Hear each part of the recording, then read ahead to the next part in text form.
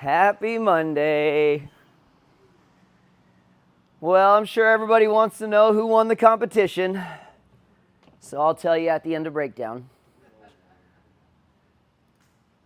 It is Monday, so we'll get back to our normal workout. You know what I was really hoping with Battle of the Horns is that it would show some of you what you're capable of, whether that's a new skill, a new weight, more days per week, some people more times per day.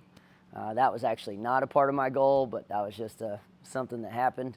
So hopefully we will take some of that experience and that fun that we had while we were chasing points, and we'll apply that to just our normal life. I'm not going to get into it today. I'll explain it over the next several days of the week. But I do want to try a two-person variation of that, and I want to try it in 2 weeks. And we're only going to go for 2 weeks. And you're going to pick your own partner. But you got to be in the same division so that it could be competitive, right? So I'll explain more of that as we go. We're going to do it a little different than we just did this one.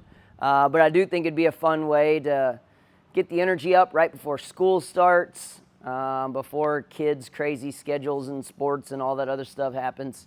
So anyway, today we got 4 minutes of cardio. You got 20 seconds of the split stretch. We're going to do that standing today. So you're going to bend down to the front, go to one side for 20, the other side for 20 seconds, and the middle for 20 seconds. Let your arms hang, let your head hang. Then you have pigeon. So your front leg's at 90 degrees. Angle your belly button towards your ankle and hold. Hold for 20 seconds, go the other side. And then you're going to go into inchworm. Inchworm is like a hamstring stretch where you go down feet together.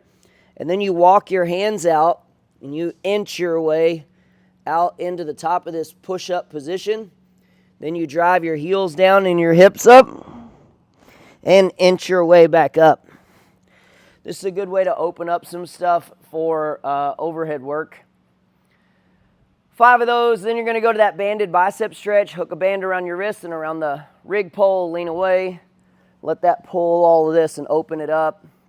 Then you're going to use that same band and do 10 face pulls and chest pulls. So you pull that to your chest, trying to get your shoulders moving, get those shoulder blades pinching together, and keep your shoulders down, and then 10 to the face. Same thing, working on moving shoulder blades back and forth. Then we have clean and jerk. We are down to 2 reps this week. You can attack this in a couple different ways. You could power clean, which is what he just did here. You can squat clean, which means you receive that bar in a squat position. And then you can push jerk, which is where you keep your feet side by side. Or you could split jerk, where you go into the split. But either way, your feet gather back together, you stand tall at the end, and stand all the way up. As you can see, he does a power clean, which you can. If you think you're going to end up needing to squat clean by the time the weight gets heavier, I would recommend squat cleaning from the start, just to go ahead and get those muscles warmed up, those joints warmed up, get your movement and sequence warmed up. So this is the jerk, double dip, push yourself underneath, and then stand all the way up. Now, this is unbroken. In order for it to be considered a 2-rep max, it has to be in a row. You can't set it down and then re-grip and reset everything at the bottom and then go again, because technically you just took a little break. So make sure that when you touch the ground, you just immediately go back up into another clean. And as you can see here, you can do the power clean, squat clean, push jerk, or you could split jerk, or any variation of all of those. But you have 2 reps every 90 seconds, and we'll do 10 rounds of that. And then next week, we'll go down to a single rep.